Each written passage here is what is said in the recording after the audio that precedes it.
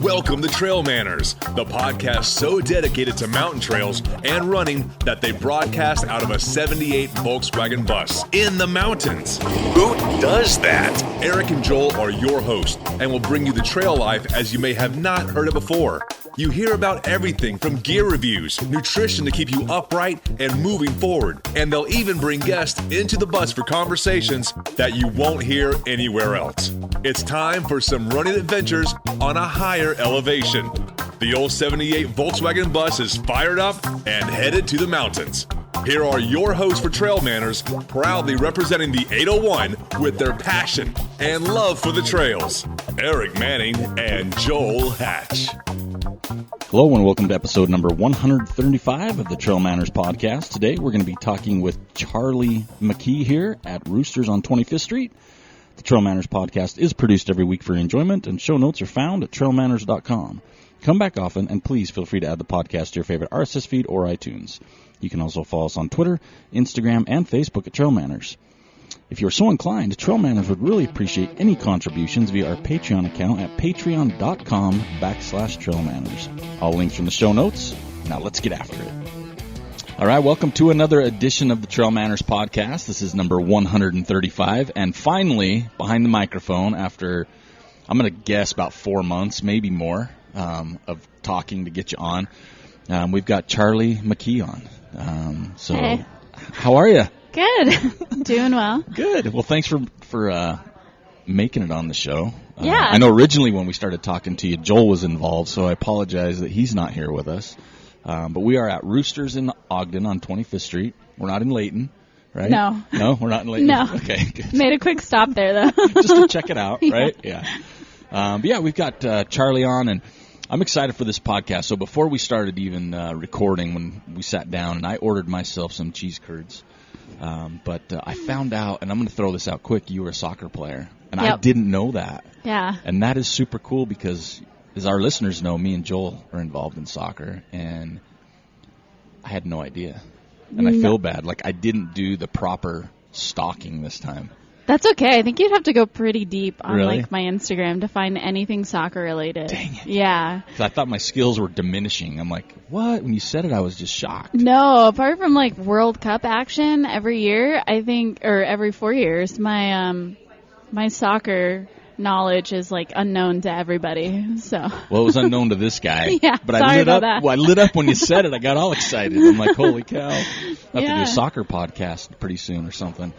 But what do you? Let's start off. I mean, I say this because I'm an old guy, right? But you're young, right? You've been that I've seen again stalking wise. It's not like you've been trail running for a long time. And I can say that because you're young. It's like you just got to stick with that. But why don't you give us a little uncomfortable part now? So a little background about yourself. Where you're from, what you do, those type of things.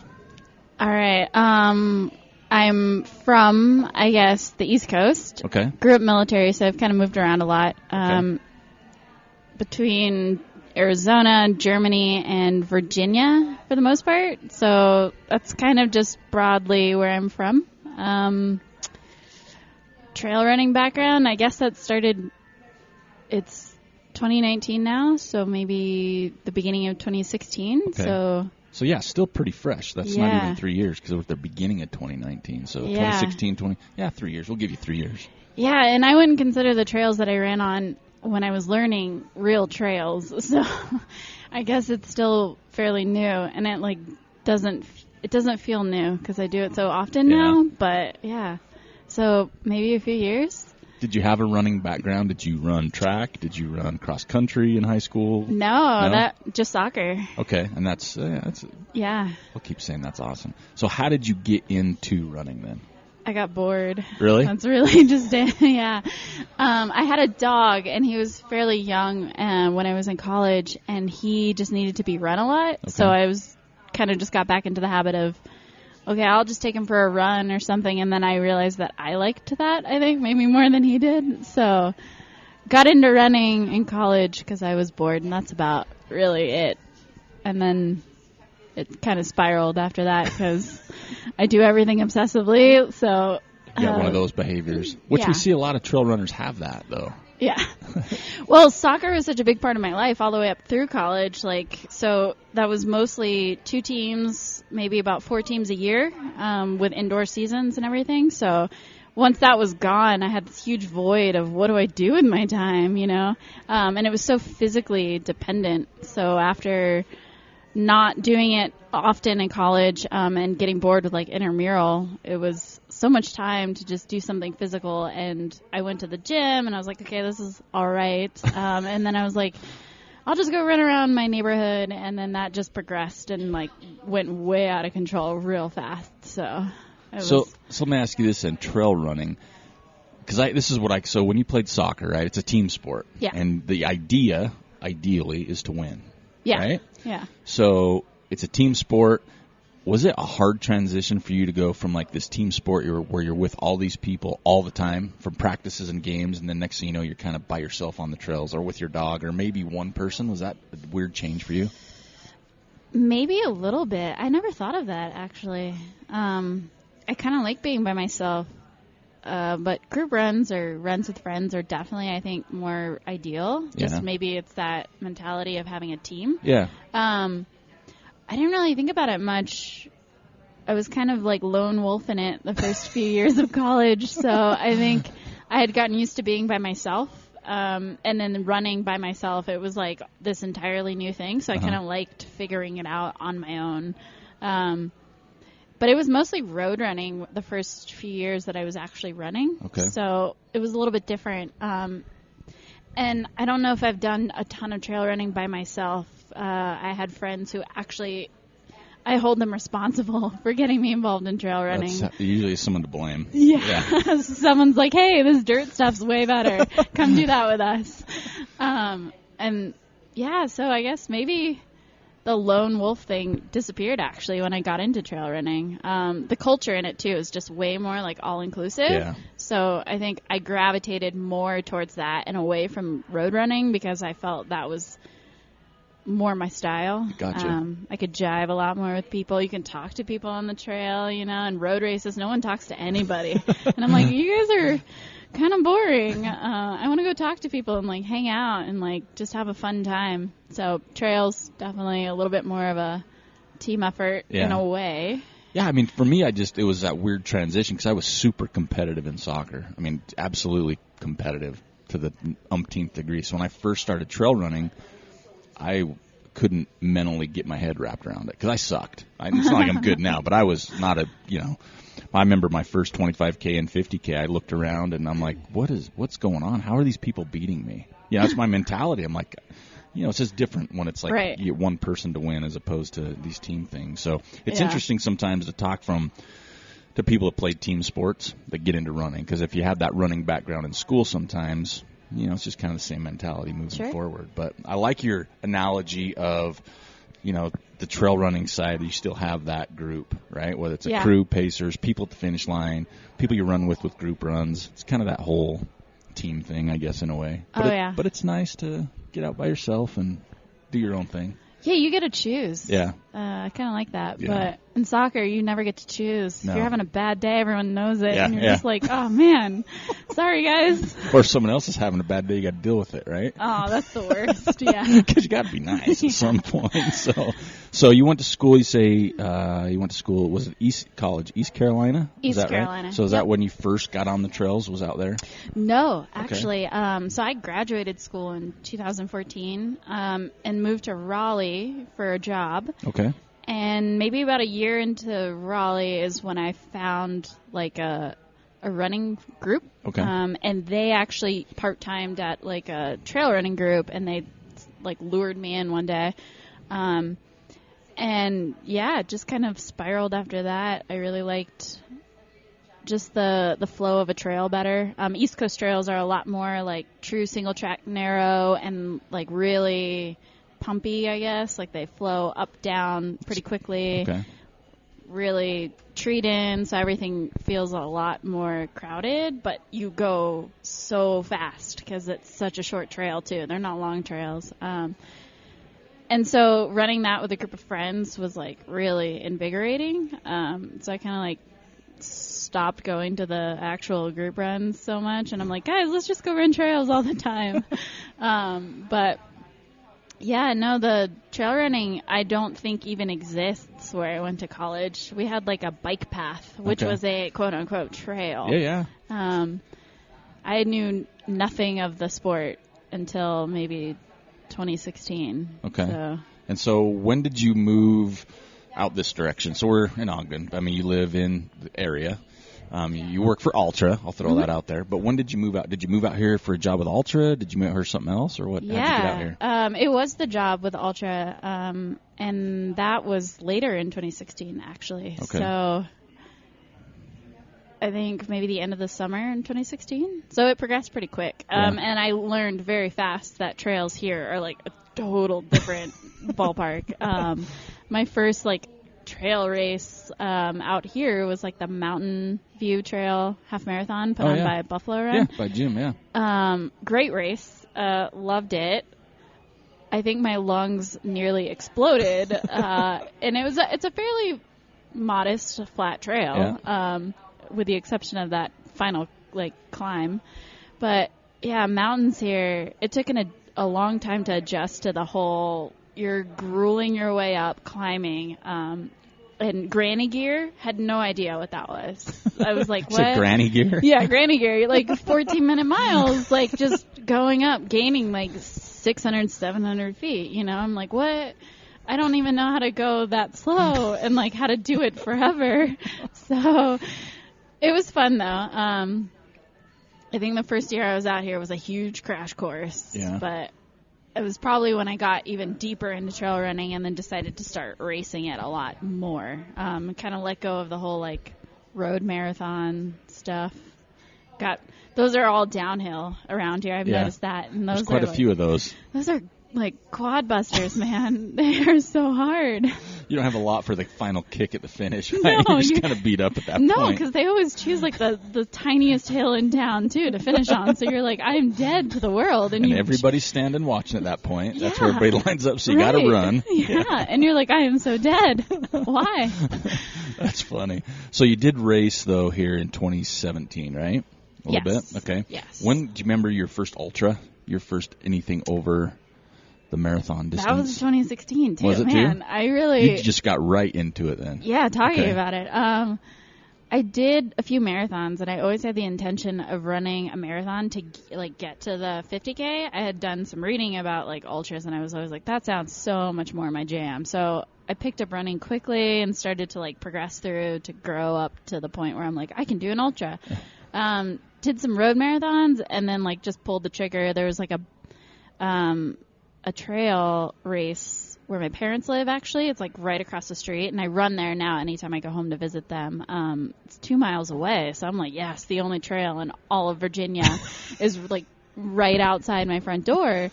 But there was a 50K over there, and I just pulled the trigger like maybe 2 weeks from the race and was like, oh, I'll just give this a whirl, like see what it's like. And then, of course, I loved it, so I was like hooked after that, and I was like, okay, I found my style, my jam. It's trails, it's like ultra distances, like marathons are fun, but you know, I want to figure that out. Took a while though to run my next ultra. Did it? After How did that first one go? That first 50K? It was good. It was like a 5-hour finish, and I was third for the women, and I think it was like 7th overall. Wow.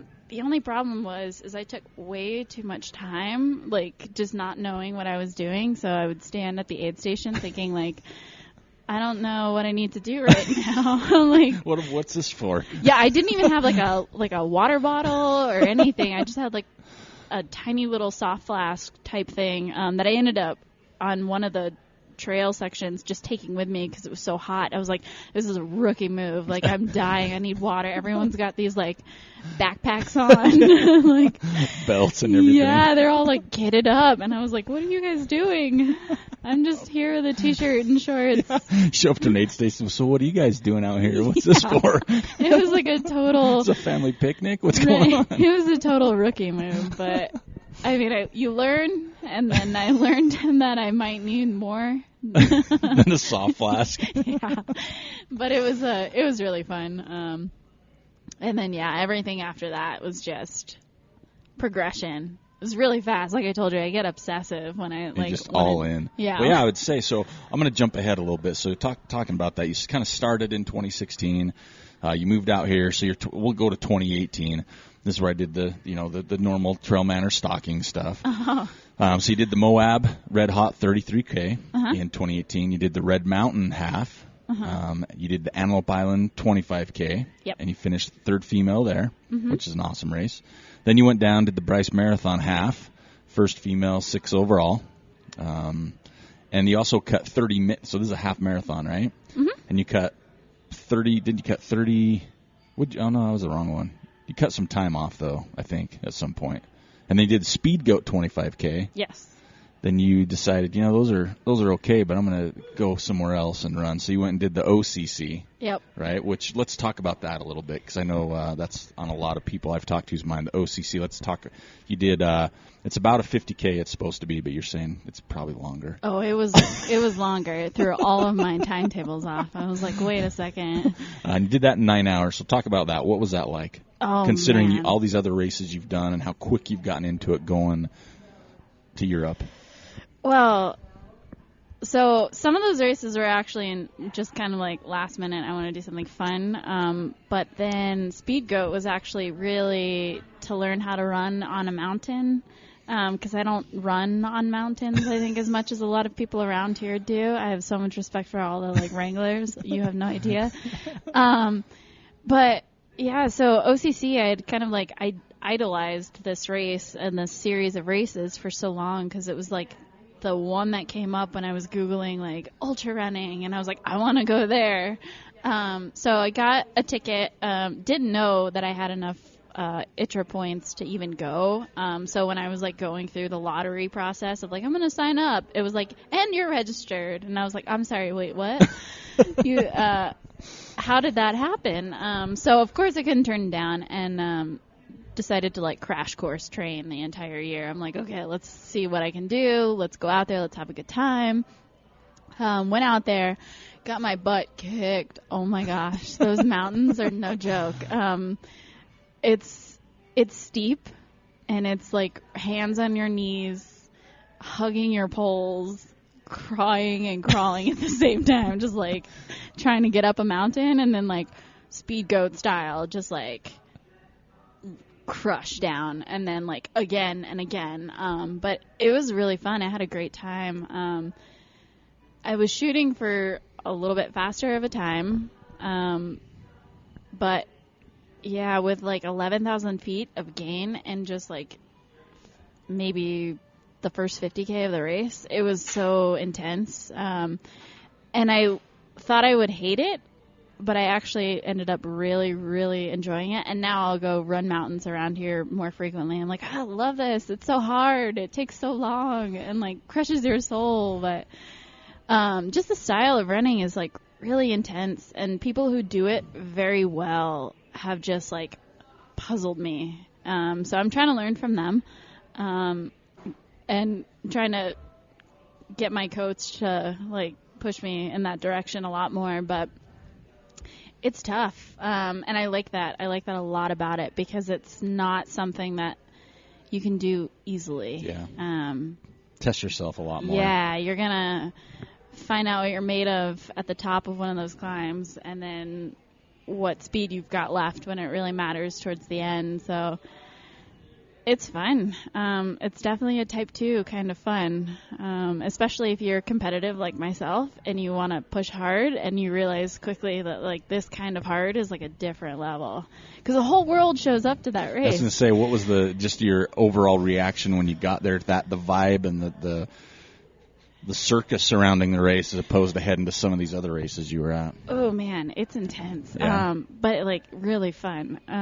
Just the starting line itself. So where we started, you're in this tiny street, just jammed in there, lining all the way down through town. And I got to start in the front, because of like the ITRA points or whatever.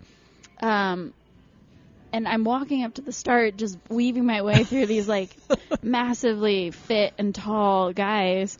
And I'm wearing, like, you know, I've got you got matching... your soft flask in your hand, and that's it. Just my soft flask.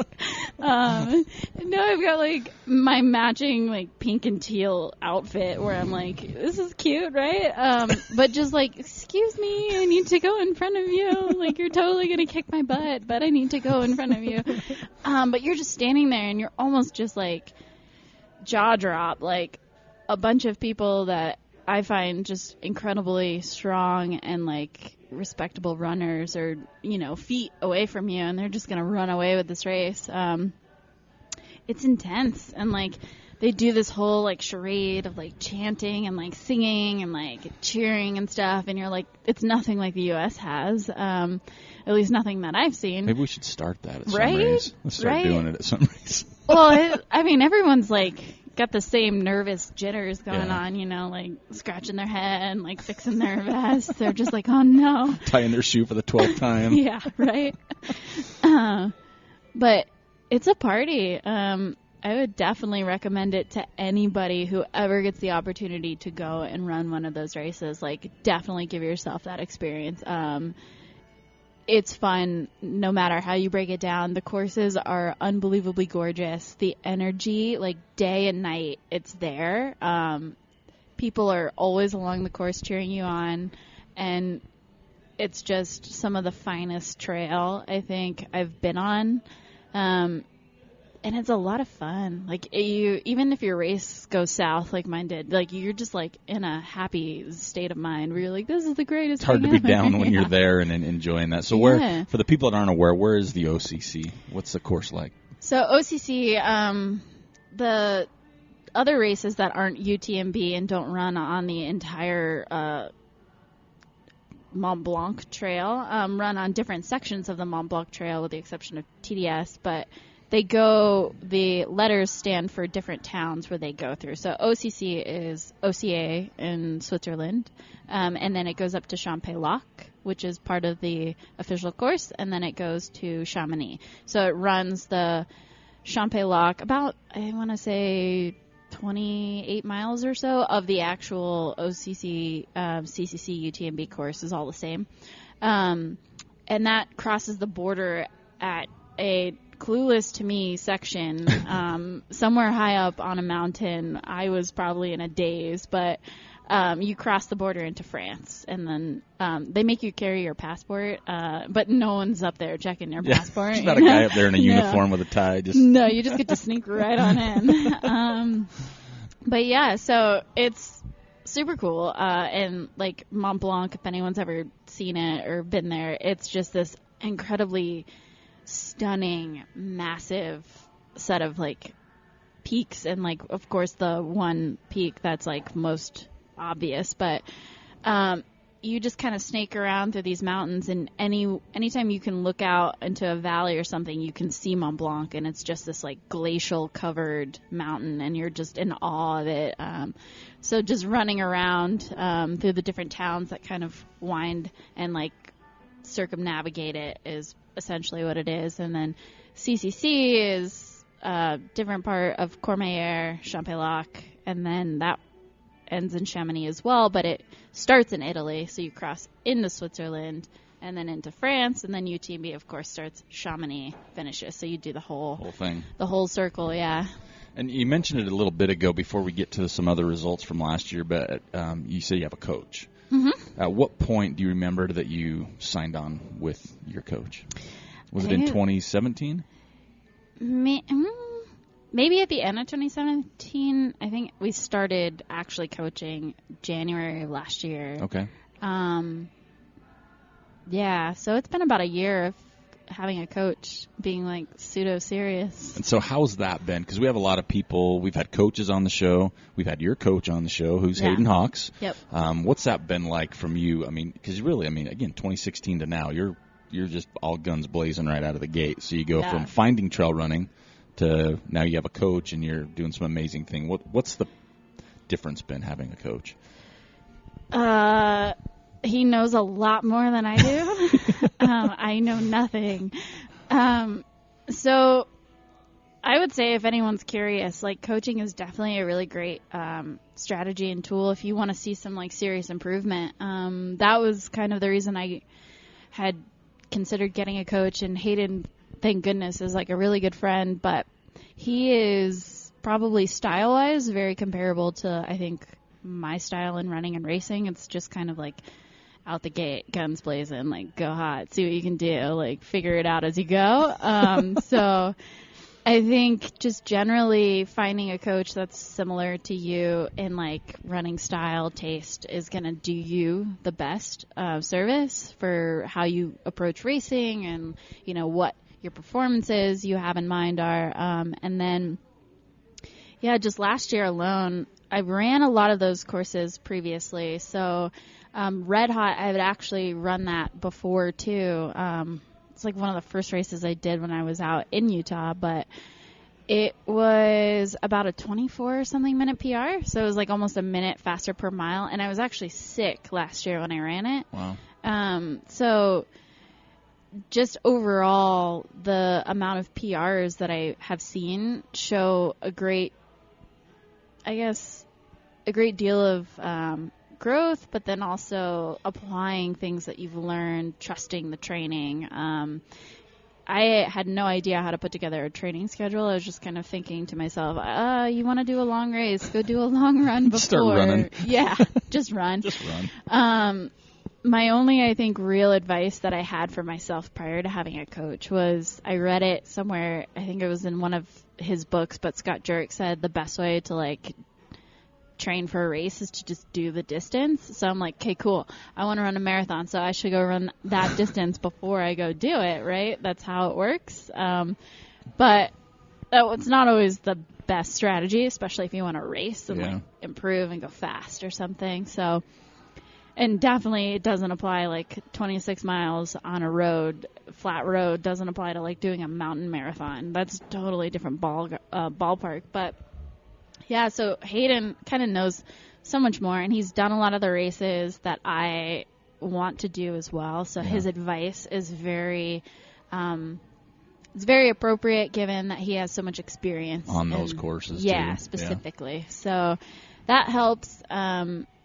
And just generally having someone to like keep you in check, or like also push you when you otherwise don't really feel like pushing yourself. Kind of that accountability factor a little bit. Yeah. And that can be good for some people, and then other people that can be a huge like breaker. They don't respond well to it. But I think overall, coaching has been like a huge success, and I definitely find a lot of value in it. It gives me a lot of time to not worry about what I'm doing, because I just, okay, what is Hayden telling me I have to do? What's on the piece of paper? What's on the spreadsheet? Okay, I can do that. Do that. Or figure out how to do it at some point in my week when it makes sense or whatnot. But yeah, it's good. And of course it's someone that you can also like geek out about things with too, where you're like really stoked on like training or, new strategies or new races and stuff like that. It's like really nice to have somebody who's like as turned on to like just talking obsessively about running and racing. That's cool too, I guess, for some people. Yeah.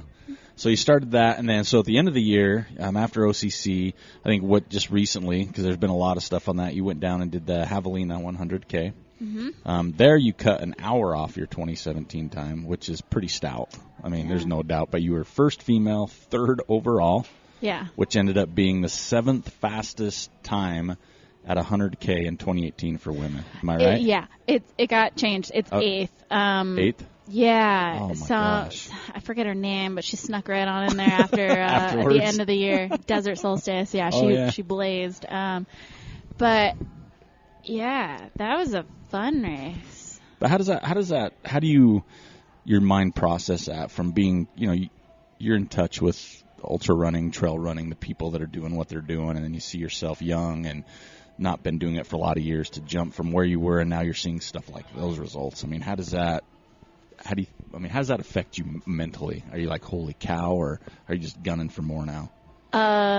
No, it's a lot of shock and awe. Yeah? Yeah. I just love to run generally. Yeah. It's always just kind of been like what feels good and what I enjoy. So, like, results are great. I don't know how to wrap my head around them, really. It's cool. I think the funnest part, because I had led that race from beginning to end, and, like, at the end, when I finished, Jen from Aravaipa had said that I was third overall, like, men and women. And that was the part where I was just like, I'm sorry, you said how many guys did I beat? Like, what? That was probably the only thing that I, like, was excited about. Everything else is just, like, a blur. But, yeah, I don't know. It's really hard to gauge because I looked at that list, too, of, like, the women who had run that distance. Even greater. It seems like most women are typically in their 30s or their 40s. Yeah. And so that's kind of intimidating to me because I don't know where I fall. There's a lot of women who are close to my age, you know, and I would consider them hands down some of the best female athletes of our time, you know, like Kelly Wolf, Amanda Basham. They're all younger, I guess, in the scheme of women these days, and still crushing it out there on the trail. But it's, you know, I don't know how to keep up with them, let alone, you know, figure out where I fit in the spectrum. But it makes me excited because if 30s and 40s are like peak times for women, then I've got like 6 more years and I'm great, you know. I haven't peaked yet. Does it make you feel any pressure or does it make it heavy at all? Like expectations on yourself or maybe from sponsors or anything else like that? Do you feel any of that? Like, oh, here comes 2019. She's going to be just crushing it and killing everybody. Does that make it a little harder? No. I don't think it does because it's still kind of this unknown to me a lot. Javelina was kind of that thing of I knew I could do better, so I went back and decided to see what I could do. And then that was the first real test of, okay, what can you do when you really focus on it? Yeah. So it's still new. Like, I'm not sure what else there is or what else I'm capable of in terms of competition and racing.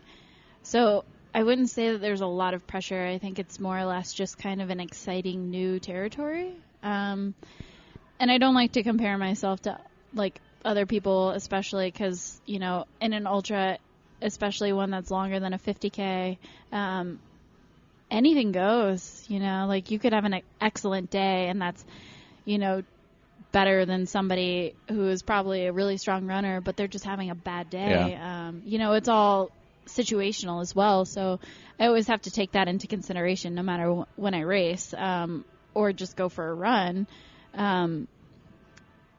Not every day is going to be a great day, and I'm subject to the same kind of, you know, situations as everybody else. So it's nice to kind of feel like there is potential to do things. That definitely, I think, is where I'm at right now. Doors are opening, and things seem so exciting and new and, like, riveting, and I don't think I have much fear of it. That's awesome. Yeah, but that could be a huge deficit, I guess, if I don't err with some caution soon. Well, I think there's the fear thing and the caution thing, especially if you have a coach that's helping you out. I'm sure you've got people, you know, your entourage in your corner that are helping, you know, talk you through stuff. Do you get nervous, though, for the races like that, or is it just kind of you're so much in love with running that it's just like, hey, I just get a run today? Yeah, I used to get nervous. OCC, I freaked out. Oh my gosh, I had like a straight panic attack, and like Derrick was like probably losing his mind at how ridiculous I was being. But no, as I've kind of moved away from like thinking so seriously about it and just accepted what I am capable of doing and like reconnected with what I love about it, there's like zero nerves. It's just kind of accepting everything in the day, in the morning, and then just feeling good and then ready. And then as you start running, of course, it's, you know, how do I feel today? What's going on? Like, do I feel like I can run another 50 miles? Yes? Okay, keep running. But yeah, just finding the joy in the actual movement of the races and stuff. And that's, to me, just so much more memorable. And I find so much more pleasure in it. So I just focus on that a lot more. So the nerves don't really hit me as hard. I think that's probably just an experience thing, though. You know? So do you think that would change? Do you see it changing? I mean, are you just, because it sounds like you're in a great spot, right? I mean, people get nervous no matter who you are, but I mean, you've got that love for it. How do you keep it there? How do you keep it kind of relaxed, I guess, is what it sounds like, and focused on what you need to do instead of being overwhelmed? Sure. I think that just kind of comes from, like, picking races or just, like, long runs, maybe, like, fun runs, too, that excite you and, like, invigorate that passion. I don't think that there are many races that I'll just go to do a race, or because there's, like, competition and I want to go race some seriously fast people or something. If I don't feel that initial, like, twinge of, ooh, this could be incredibly fun or, like, a really awesome opportunity for me to experience it, then I don't sign up for it. You know, I don't. And then oppositely, if I feel that call at the last minute, I'm like, oh, I love Bryce Canyon. Let's go race the half. That passion is there, and I'm going to find it in the moment when I'm there and I need it. And I feel like that just kind of comes from, like, a gut feeling. You don't really, I don't find myself in a situation where I'm, like, pressuring myself to, like, find love in a race that I'm like, well, how did I get here? So what do you look for then? I mean, what's kind of your place? I mean, as far as the type of terrain, the distance, the mountain to flat, the desert to the whatever. I mean, is there, like, your area of that's what I love the most about it?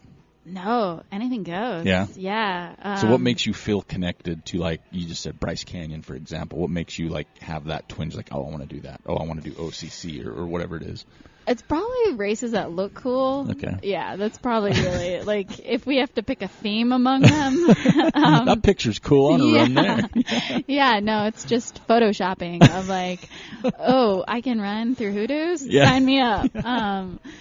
It's really just kind of that. I want to go a lot of places, and I'm definitely intrigued by, like, really unique locations, so I think it's just really a matter of I want to do races that kind of speak to the traveler inside me who wants to, like, have those moments where you come around a corner and, like, what am I doing right? I'm running a race? This is insane. Those are definitely my better races for sure, because you're just, like, invigorated and, like, having a blast the whole time.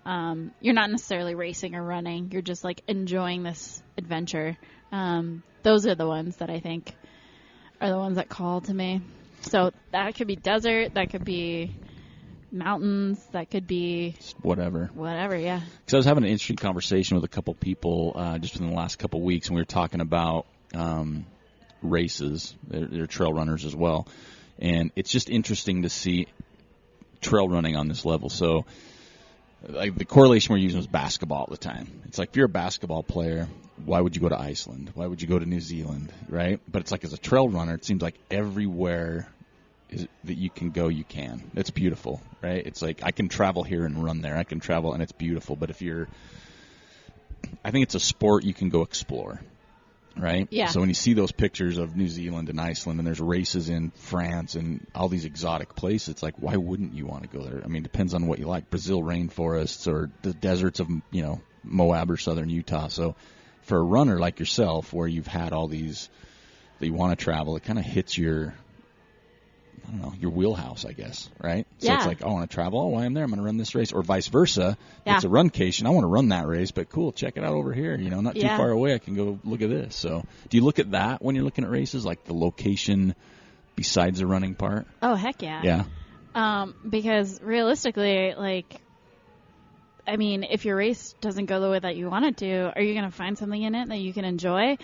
I'm going to vote yes, because I don't want to be, running a race where I feel like, oh, this didn't work out, or like it's not a pretty race or whatever, and then everything else around it is just kind of drab and boring, and then the whole experience just becomes this, like, mutated, boring, awful thing. So I'm just like, why even go there? Like, time is precious, so I just kind of want to find the things that really speak to me and the, like, places I can go. And it usually ends up the other way around, where it's like my race doesn't go that great, but I'm like, who cares? Like, halfway through, I'm like, I just blew up. So, like, let's just enjoy the scenery. And, like, it's so easy to do. And, Yeah. like, you finish the race, and you can't even be mad. Like, you can't even be upset, disappointed in the slightest. You're just like, I had a great time out there. Did you see that trail? Like, it was amazing. So that doesn't get to you? Like, if you did a race, and I'm sure we've talked about it a little bit here, but if you have a goal for a race and you don't hit it, that doesn't, when you finish, you're still kind of, hey, I still had a great time. It doesn't really eat at you too much, you think? No. You kind of, you're one of those people that kind of, you can just let it roll off a little bit. Yeah, I mean,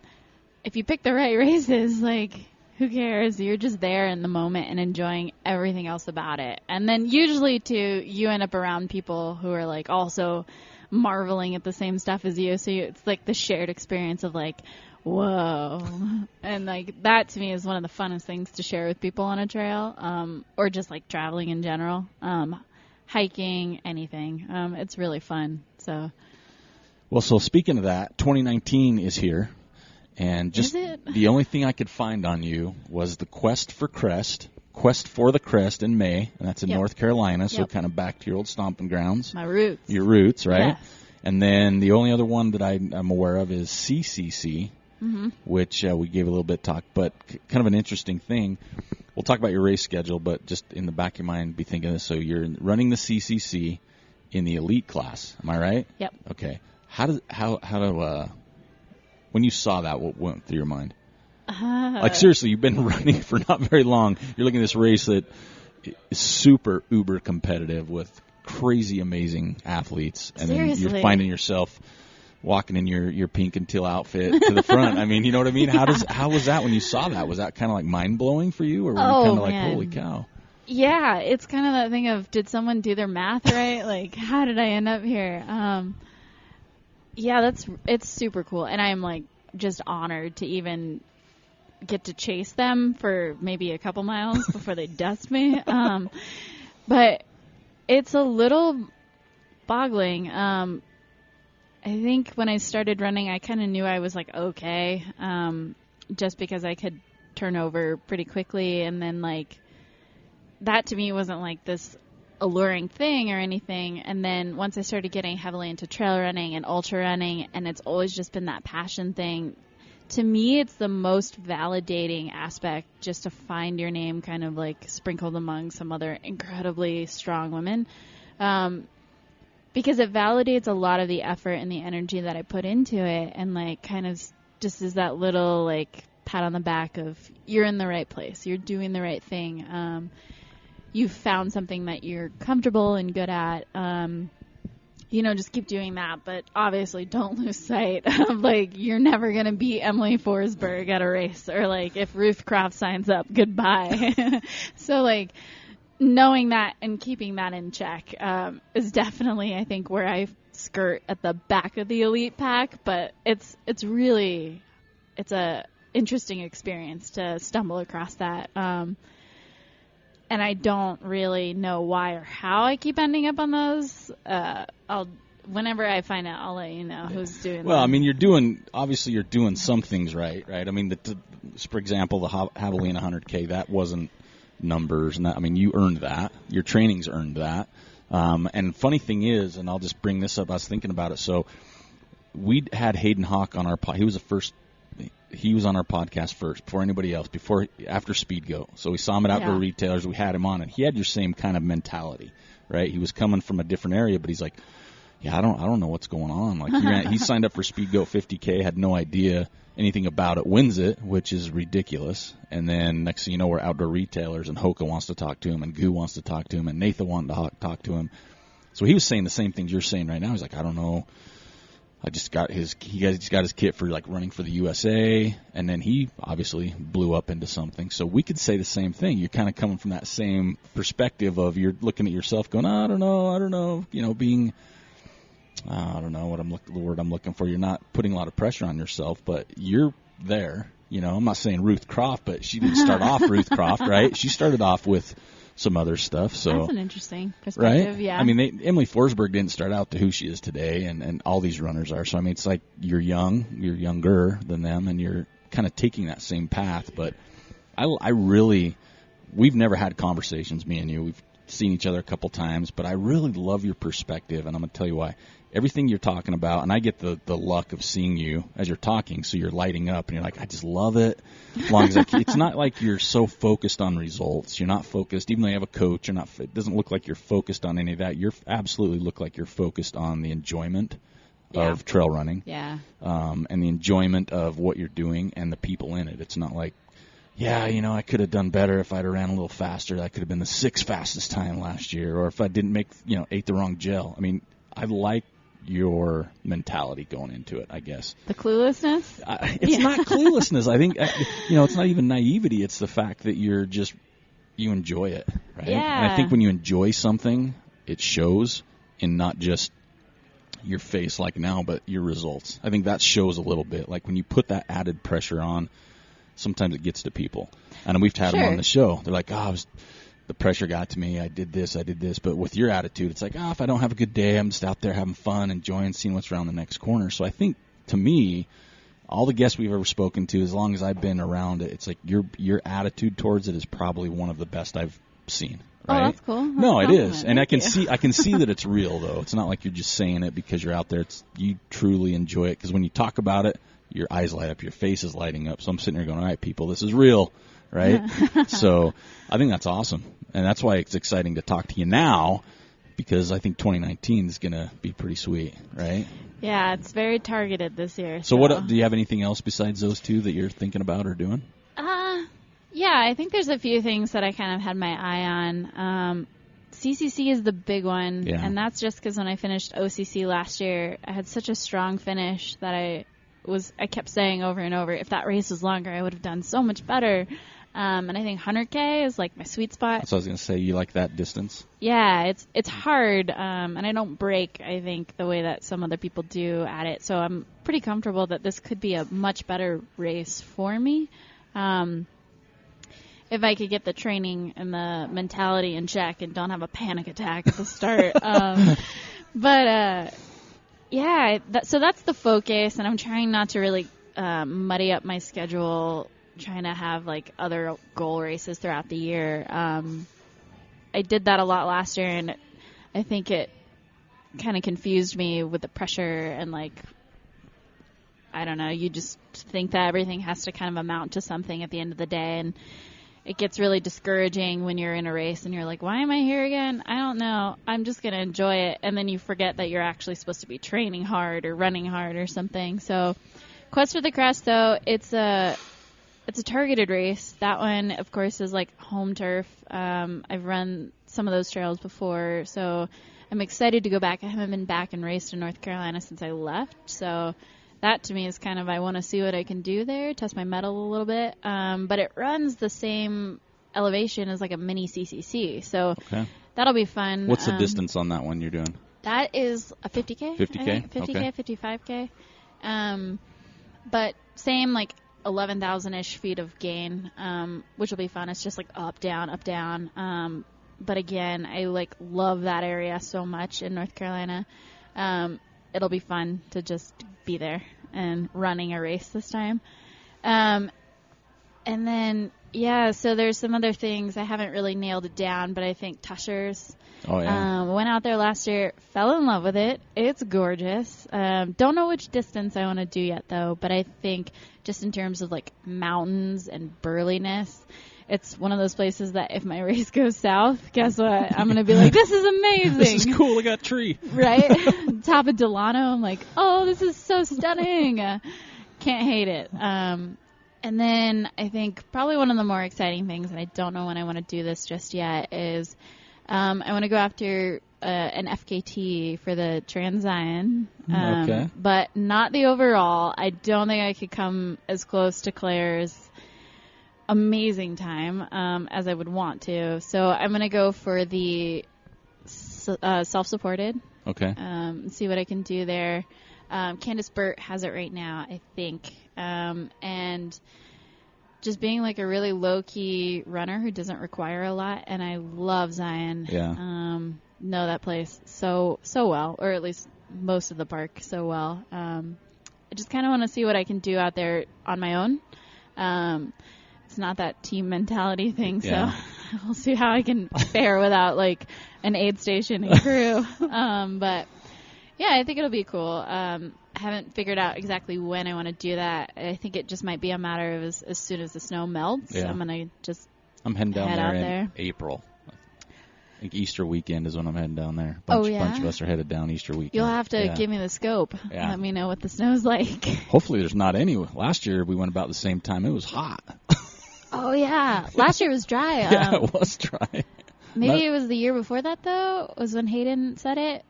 He got a little mud action going on. Yeah, because the snow had just finished melting, and he did it in, like, May. So it could be April, could be May. Gotcha. I don't know, but I'll be the first one to tell you, hopefully. I don't know if it'll be that great of a time or anything, but the point is I want to, like, keep the FKT situation alive and like really encourage other women to go after it, because I know there's so many stronger women who can go and like crush my time. So I love Zion. Grand Canyon gets a lot of FKT action, so I'm like, I'll let that one be. Can't. That blew up at the end of last year. Yeah. But yeah, and then maybe some other FKTs if I can like think of some really fun ones. There's one in Washington I've kind of had my eye on. A friend has been telling me about, but don't know anything about that just yet, and I don't want to spoil it because it's untouched for women right now. Uh-oh. So that one's a secret. We'll wait to hear about that one. Yeah, you'll hear about it if I ever go do it. That'll be the only time I'll talk about it. Yeah. So what other...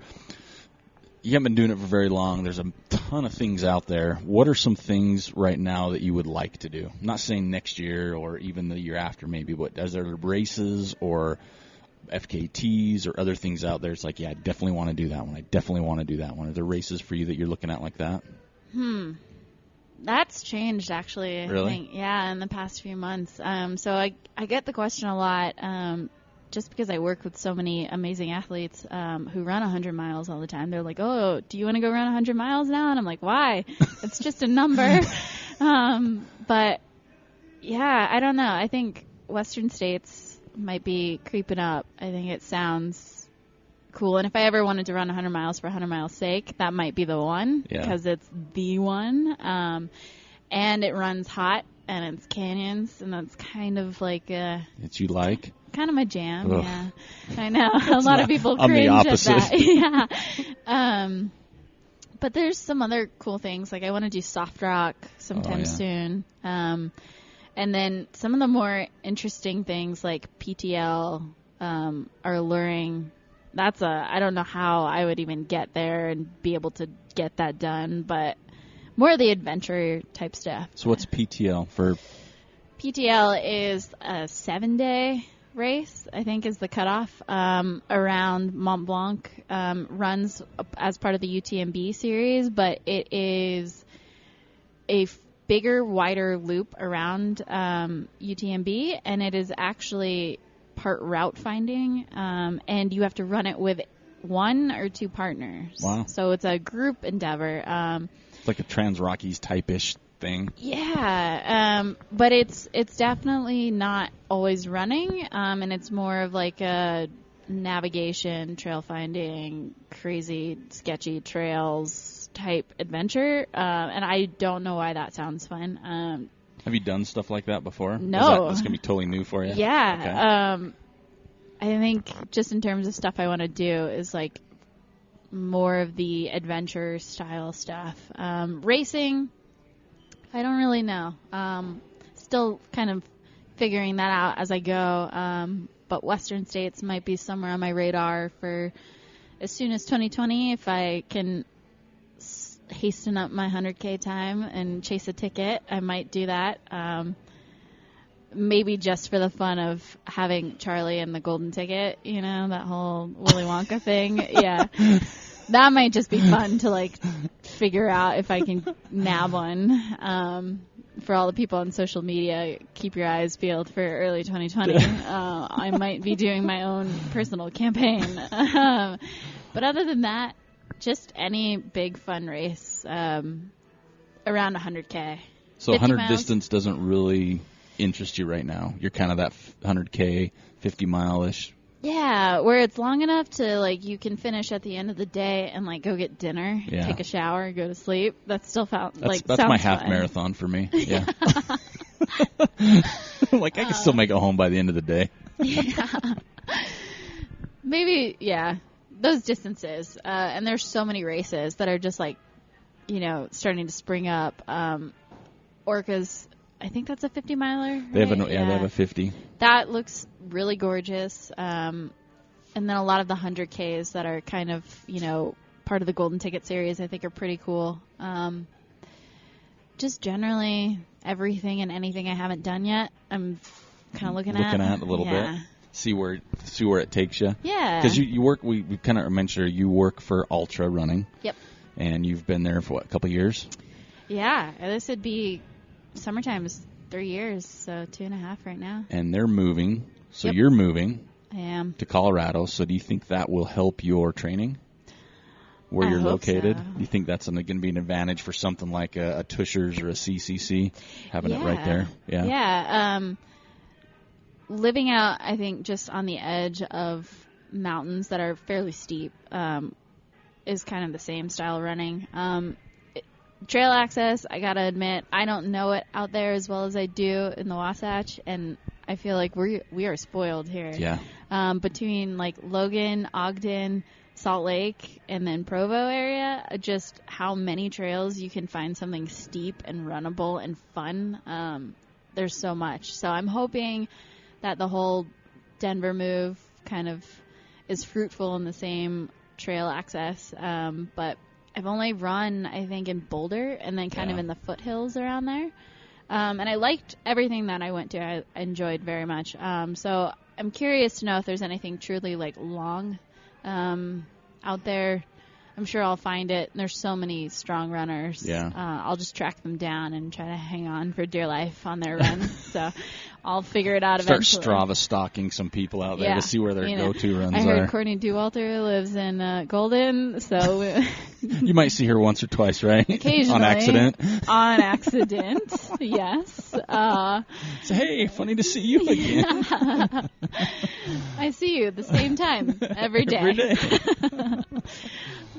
But, yeah, so hopefully it's fun. I'm excited. New trails are always very exciting. Yeah.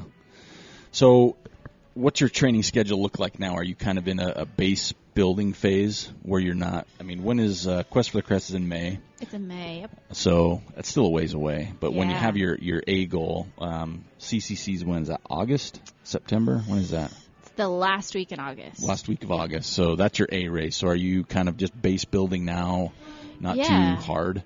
Well, it's hard. Well, I mean. Thank you, Hayden.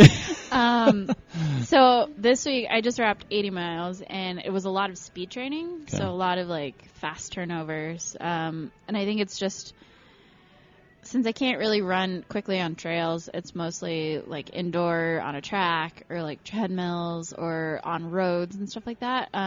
So I think it's building speed back up to where it's been in the past, and then once spring rolls around, it'll be a lot more, fast running on dirt and, like, getting a lot of that speed to translate over into climbing and descending rapidly. I will tell you this, Hayden's training for OCC last year was grueling.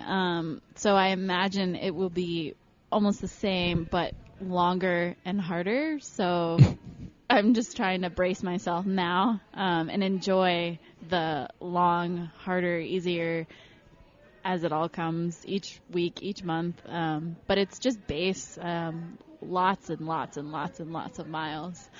I'm not tired or anything. Yeah.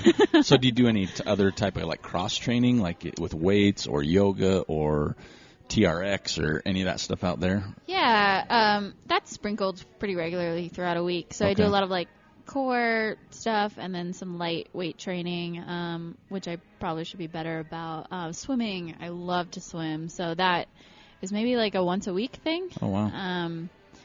That's always a good cross trainer. That's really it. Hiking, I guess. I like to hike. Not very long, but... Is that harder? Do you find it harder to hike now that you run the way you do? Oh, heck yeah. Yeah? Because you're, like, kind of going slow. And I'm like, I could be running this right now. Yeah. It's like I was out for an hour and I went how far? Right. Yeah. Hiking is more, I think, of a recovery tool. Yeah. It's when you're just too tired to run. I found that is like far more beneficial to just hike, especially as like a cool down or something, because you're tricking your body into like getting that consistent elevation change. But yeah, if I can run it, I'd probably want to run it. So hiking is not the first choice ever. That was a big adjustment too. Hiking for me, I when I first started trail running, I was trail running for a while. Hiking turned into something I didn't enjoy as much because I was like, I'm kind of bored right now. Yeah, you right. know? It was like, I don't know why, but I mean, I've definitely progressed, and sometimes my races end up hiking, so now it's my own cross training, so to say. Well, when you're hiking in a race and you've at least learned how to do it and, like, you don't hate it, you, like, just accept it. You're like, okay, this is hiking time. I'm still learning how to do that better, too, because I'm like, man, I just want to run everything all the time. But you found your granny gear, right? Yes, You've got your granny gear dialed in now. I figured it out. It is not as fast as I thought it would be. Apparently you can't run your fastest, like, half marathon splits up a mountain. It's not sustainable. Yeah, I don't think many people can do that at all. So. No. All right, so I have a few little fun we call them lightning round questions for you. Okay. They're just kind of fun, off the cuff, that we do with our guests to put them on the spot, I guess.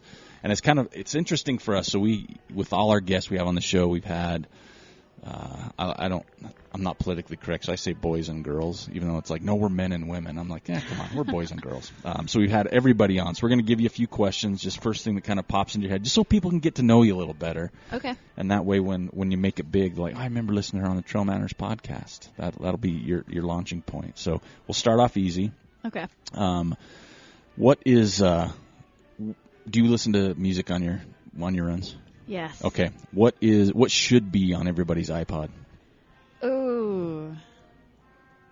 I'll admit this. So Odessa, I didn't think I liked them as much as I do. But apparently my Spotify says I love them. So I'm going to go ahead and say Odessa.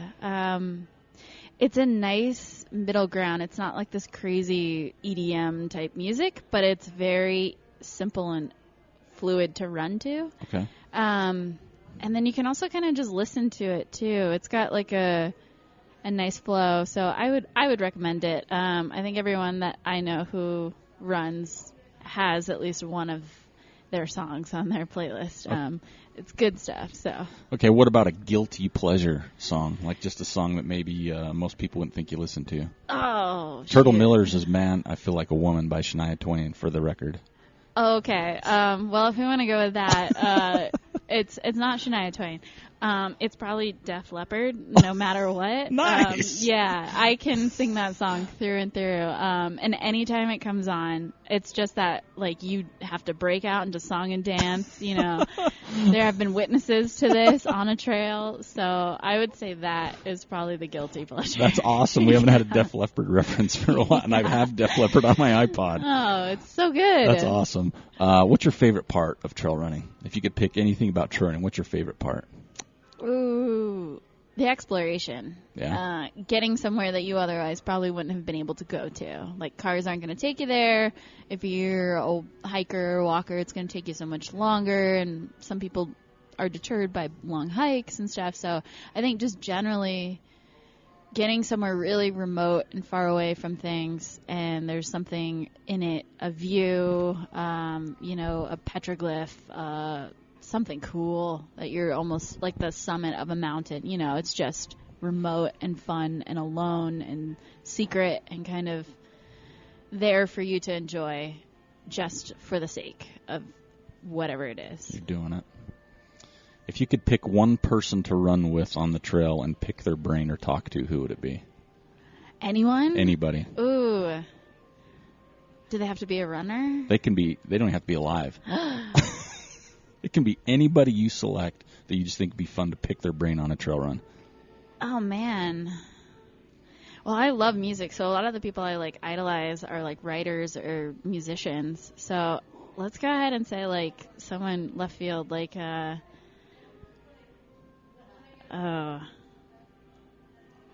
not, Kurt Cobain or Jim Morrison or somebody like who would just be able to have a really interesting artistic conversation with and not really running related at all. Do you think that run, so when you say that to me, that seems like it'd be one of those runs you run that you go 10 miles and feel like you've gone 2. Exactly. Right? It's like one of those wow, we went that far because you were just in that conversation, right? Yeah. Conversation and running to me is so much more valuable because you're not there to run. You're there to have an interaction and engage with this person. So I want someone that's probably not even capable of running. So. That's a good one. I like that. Yeah, it'd be fun. Let's see. Here we go. Facebook, Twitter, or Instagram? Ooh, Instagram. Instagram? Yep.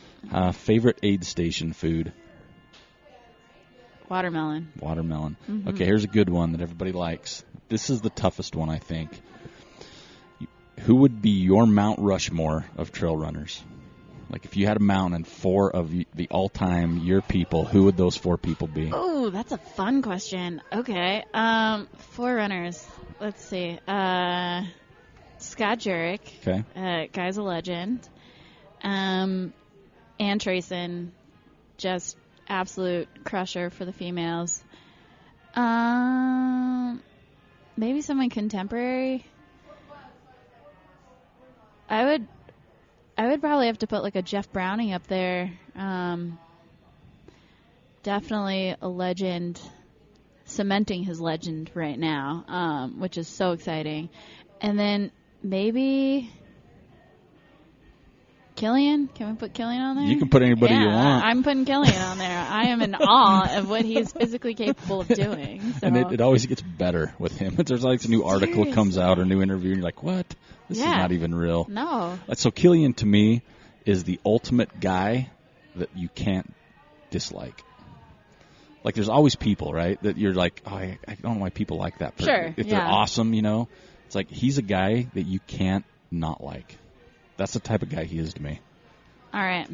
I'm going to have to go ahead and say that I've found nothing disagreeable about him. Yeah. I don't think anybody could that it would be legitimate. You know what I mean? Yeah. It'd just be more of a, I don't even know the word, jealousy thing. But you couldn't find anything bad to say about that guy. He's probably not one of the few people in the world I think that is true with, and I'll always say that. I wanted to dislike him at one time. I truly did. I'm not going to lie. You're too good. I can't. But then I met him, and I'm like, oh, wait, you've met him? Yeah, I was like, dang it, man. He's super nice? Oh, yeah. He's unbelievably nice. And I was cool. really disappointed. Happily disappointed. I totally was. So. No, that's a good Mount Rushmore of runners. What have you learned in your short time through running? What have you learned through trail running? Anything about necessarily yourself or just in general? That's a tough one. I don't know. I try not to be too retroactive in thought. Maybe just it only makes sense if you really care about it and you really love it. So just whatever it is, if you love it, do it, be it.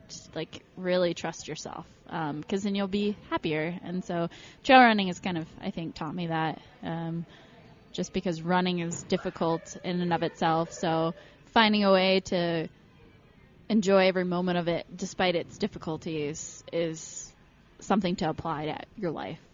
Nice. So we'll end with a fun one. Last one for you. Super easy. If there was a movie about your life, who would play you? Oh, I have no idea. Somebody funny. It would be a comedy. It'd have to be. I don't know. Who's a funny lady? Okay. Kristen Wiig. Kristen Wiig. Yeah. That's a good one. She's funny. She's awkward and funny, which I feel like she would make a great trail runner. And just some of the characters she's played, she's got those weird mannerisms. I think she'd fit right in. So I like that one. Dye her hair pink, throw her into a race. There you go. Yeah. Put her at the front of a race with a cute little outfit. Excuse me. Excuse me, everybody. She would have a really cool trail running YouTube channel, I think, if she did that. Ooh. Yeah, that would be. She'd have a good one. With really educational stuff, but and just really funny. Yeah, just goofy totally stuff humorous. Almost. Well, thank you so much for coming to Ogden. Yeah, no problem. Where we're at here. And sorry it took so long to get you on the show. I swear we had this scheduled almost like 4 or 5 times, and it just never worked, or something had happened. So I'm like, now we got to dial this in, because I'm like, before she gets big. Oh, right? no. It's like, I want to get ground level stuff. So, 2 years from now, when I see you, you'll be like, I think I know that guy over there. I'm like, remember me? We hadn't even talked, and I still was, hey, I know you, at a Buffalo Run. I remember you were with Jason Elam, I think, right? Jimmy and Zach. Elam. Yeah, Jimmy, sorry. Yeah, we went running around. Yeah, during the race out there. So, well, hey, thanks for coming on the podcast. Yeah. We appreciate it, and I always say we, even though it's kind of me now. Good luck with this year. Thank you. Super excited to see what you do, especially with some stuff that we are not supposed to know about yet till it happens on social media. Yeah. And good luck with the move to Colorado. Thank you. And we just hope to see you out on the trail still, out and about through some races. I'll be around. All right. Well, thanks for joining us, and good luck this year. Thank you for listening to the Trail Manners podcast. I'd like to thank Charli McKee for joining us today. I also want to encourage everybody to follow us on Instagram, Twitter, and Facebook at Trail Manners, or swing by the website at trailmanners.com. There you can check out what we have left on our store page, or hit us up on the contact page. Let us know what you want to see, who you want to hear, or if you would like to be on the show. Until next time, this is Eric Manning reminding you, you don't get what you wish for, you get what you work for. Now go get it.